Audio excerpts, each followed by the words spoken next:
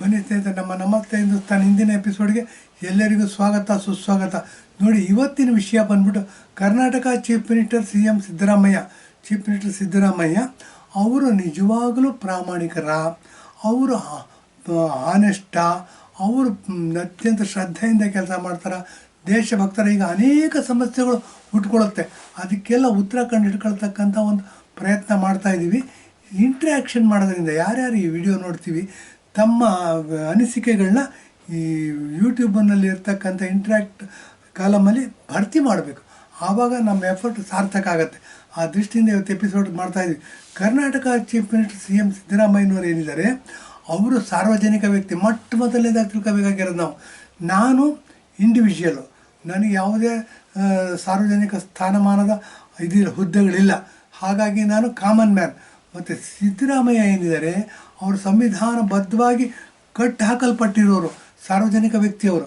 ಹಾಗಾಗಿ ಅವರ ಜವಾಬ್ದಾರಿ ಜಾಸ್ತಿ ಇದೆ. ಅವರು ಪ್ರಾಮಾಣಿಕರ, ದೇಶಭಕ್ತರ ಅನ್ನೋ ಕ್ವಶನ್ಗಳು ಪದೇ ಪದೇ ಹೇಳುತ್ತೆ. ಇದಕ್ಕೆ ಪೂರಕವಾಗಿ ಅನೇಕ ಉದಾಹರಣೆಗಳನ್ನ ಕೊಟ್ಬಿಟ್ಟು ಮಾತಾಡೋದಕ್ಕೆ ಬಯಸ್ತೀನಿ. ನೋಡಿ, ಮೊದಲನೇದಾಗಿ ಅವರೇನು ಮಾಡಿದ್ರು, ಒನಕೆ ಓಬವ್ವನ ಜಯಂತಿ ಮಾಡೋದು ಬಿಟ್ಟುಬಿಟ್ಟು ಟಿಪ್ಪು ಜಯಂತಿ ಮಾಡಿದ್ರು. ಟಿಪ್ಪು ಜಯಂತಿ ಮಾಡಿ ಸಾಧನೆ ಮಾಡಿಕೊಂಡ್ರು. ನಾನು ಮಾಡ್ತಿರೋ ಸರಿ ಇದೆ ಅಂತ ಅಂದ್ಬಿಟ್ಟು ಸರ್ಕಾರದಿಂದ ಸಾವಿರಾರು ಕೋಟಿ ಅನುದಾನ ಕೊಟ್ಟರು. ಅದನ್ನು ಗೌರ್ಮೆಂಟ್ ಹಾಲಿಡೇ ಅಂತ ಡಿಕ್ಲೇರ್ ಮಾಡೋಕ್ಕೆ ಹೊರಟಿದ್ರು.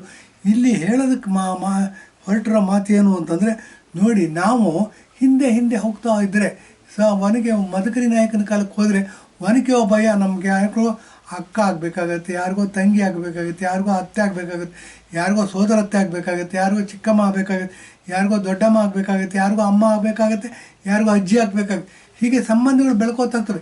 ಈ ಮಣ್ಣಿನ ಹೆಣ್ಣು ಆಕೆ, ಈ ನೆಲದ ಹೆಣ್ಣು. ನಾವು ಹಿಂದೆ ಹೋಗ್ತಾ ಸಂಬಂಧಗಳನ್ನ ತಗೊತ ಹೋದ್ರೆ ಆಗುತ್ತೆ. ಅವಳು ಹೈದರಾಲಿ ವಿರುದ್ಧ ಹೋರಾಡ್ತಾಳೆ. ಹೈದರಾಲಿ ಸೈನಿಕರು ಕಳ್ಳ ಮಾರ್ಗದಿಂದ ಚಿತ್ರದುರ್ಗದ ಮದಕರಿ ನಾಯಕರ ಕೋಟೆನ ವಶಪಡಿಸ್ಕೋಬೇಕು ಅಂತ ಬಂದಾಗ ಅವಳೇನು ಮಾಡ್ತಾಳೆ, ಒನಕೆಯಿಂದ ಸೈನಿಕರನ್ನ ಹೊಡೆದ್ಬಿಟ್ಟು ಚಿತ್ರದುರ್ಗದ ಕೋಟೆಯನ್ನು ರಕ್ಷಣೆ ಮಾಡ್ತಾಳೆ, ರಾಜ್ಯವನ್ನು ರಕ್ಷಣೆ ಮಾಡ್ತಾಳೆ. ಓಬವ್ವನ ಕಿಂಡಿ ಅಂತ ಇವಾಗಲೂ ಇದೆ. ಅಲ್ಲಿ ಚಿತ್ರದುರ್ಗದ ಕೋಟೆ ಒಳಗೆ ಹೋದರೆ ಆ ದಾರಿ ತೋರಿಸ್ತಾರೆ, ಮಾರ್ಕ್ಗಳು ಹಾಕಿದ್ದಾರೆ. ಓಬವ್ವನ ಕಿಂಡಿ ಹೋಗಿ ಇದು ಮಾರ್ಗ ಅಂತ ಹೋಗಿ ನೋಡ್ಕೊಂಬರ್ಬೋದು. ಯಾರಾದರೂ ಸಾಹಸ ಮಾಡ್ತೀವಿ ಅನ್ನೋಂಗಿದ್ರೆ ಅದ್ರಲ್ಲಿ ಹೋಗಿ ಹೈದರಾಲಿ ಸೈನಿಕರು ಹೇಗೆ ಹೊರಗೆ ಬಂದರು ಹಾಗೆ ಹೊರಗೆ ಬರತಕ್ಕಂಥ ಪ್ರಯತ್ನ ಮಾಡ್ಬೋದು. ನಾನು 2-3 ಸರಿ ಹೋಗಿ ಬಂದಿದ್ದೀನಿ. ಅಲ್ಲಿ ಏನು ಅಂತಂದ್ರೆ ಆ ಓಬವ್ವನ ಕಿಂಡಿ ಮಾರ್ಗದಿಂದ ಒಳಗಡೆ ಹೋಗಿ ಹೊರಗಡೆ ಬಂದಿದ್ದೀನಿ. ಇದು ಇತಿಹಾಸ, ಸತ್ಯ, ಮತ್ತು ಇವತ್ತು ಸಹ ನೋಡ್ಬೋದಂಥ ಸಾಕ್ಷಿ. ಇಂಥ ಸಾಕ್ಷಿಗಳನ್ನ ಇಟ್ಕೊಂಡು ನಮ್ಮ ರಾಜ್ಯವನ್ನು, ನಮ್ಮ ದೇಶವನ್ನು ಆಕ್ರಮಣಕಾರಿ ನೀತಿಯಿಂದ ವಿರುದ್ಧ ಹೋರಾಡಿ ನಮ್ಮ ರಾಜ್ಯವನ್ನು ರಕ್ಷಣೆ ಮಾಡಲು, ನಮ್ಮ ದೇಶವನ್ನು ರಕ್ಷಣೆ ಮಾಡಲು, ನಮ್ಮ ರಾಜನನ್ನು ರಕ್ಷಣೆ ಮಾಡಲು ಅಂತಂದರೆ ಅವಳು ಜಯಂತಿ ಮಾಡೋದ್ರಲ್ಲಿ ಅರ್ಥ ಇದೆ. ಯಾಕೆಂದರೆ ಡೆಮಾಕ್ರಸಿ ಅಂದರೆ ಬಹುಮತಕ್ಕೆ ಮಾನ್ಯತೆ ಇರಬೇಕು ಅಂತ ಹೇಳ್ತೀವಿ, ನಂಬರ್ 1. ಬಹುಮತ ಹೇಳ್ದಂಗೆ ಕೇಳಬೇಕು ಅಂತೀವಿ, ನಂಬರ್ 2.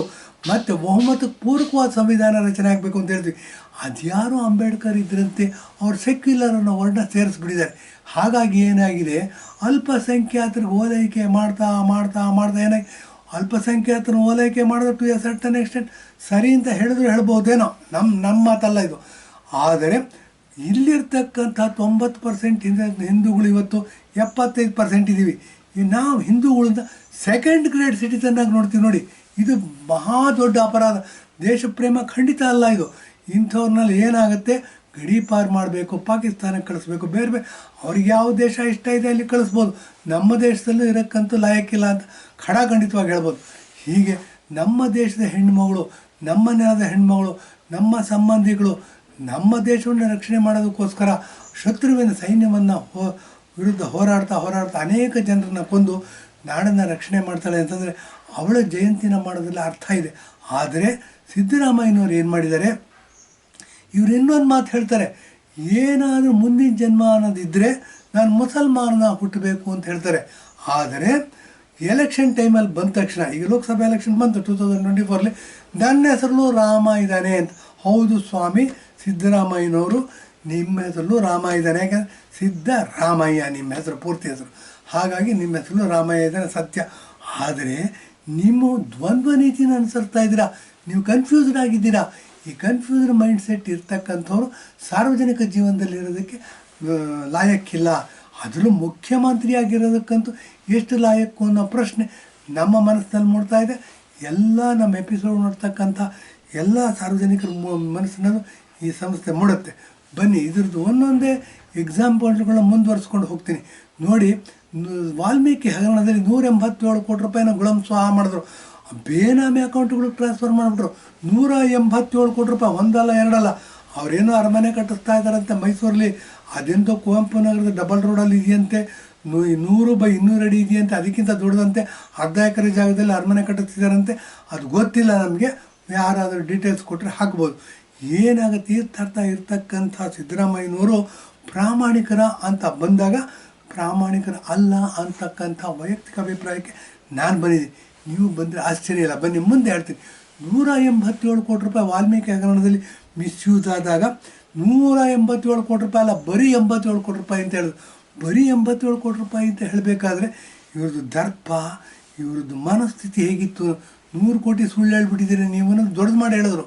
ಬರೀ 87 ಕೋಟಿ ಅಂತ. 1 ಕೋಟಿ ರೂಪಾಯಿ ತಿಂದಿರುವ, 1 ರೂಪಾಯಿ ತಿಂದಿರುವ ಅದು ಕಳ್ಳನೇ, ಲಂಚನೇ, ಭ್ರಷ್ಟತನನೇ.